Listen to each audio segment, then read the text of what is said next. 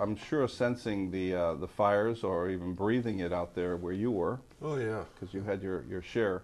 yeah. We've seen a lot of people, those that have COPD or asthma conditions, things like that. I think this is sort of collateral damage from the fires. Like you said, you have a little cough and you put it as perspective to a guy that was killed. You know, that may seem minor, but for people that are marginal and they're right there and they already have conditions like that, these kind of things can be devastating. And they wind up dying or being hospitalized, wind up on respiratory things just from the particle counts in the air, because they're already on the edge, as it were, before these events occur. Right, exactly.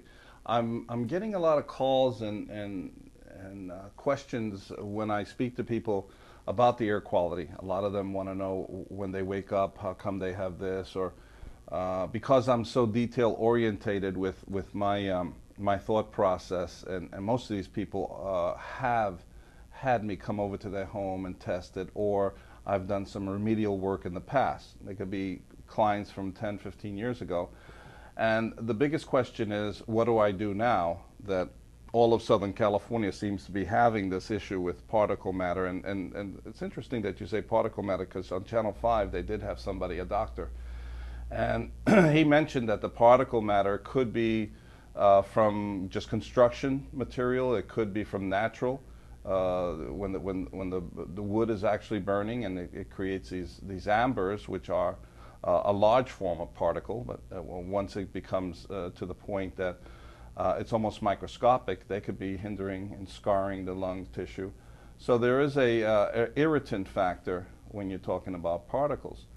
And when you have so much of it going on, we have particles just from being on the freeway, the combustion particles, a different type of particle. But overall, what I have found is that people need some kind of assurance with purifiers, or let's say, do I close my windows? Do I keep them open? Some things that are common sensey, people kind of lose their sense of direction, where which way do I go? I saw a number of people on the news wearing those the masks. Right. As you know, we call those N95s, N100s, and things like that. And a lot of times those are sort of a palliative. It might make them feel good. Does it really help, though? Well, what it does is strains out big particles. But when most people that have any kind of lung issue, scarring, or anything like that, they have something they call DLP, or deep lung particles, which are really fine, maybe 1 to 10 microns. Those filters are going to keep out 30 microns and above. For instance, allergy or pollens, things like that, that will help. So you might screen out the big stuff, but you're not really getting the particles that cause the long-term harm by wearing those. What's the big stuff? I mean, what do you would term big stuff Well, versus small stuff? As Lou knows, we always rate particles, or whether it be mold spores or pollen or dust or whatever, in the size of microns.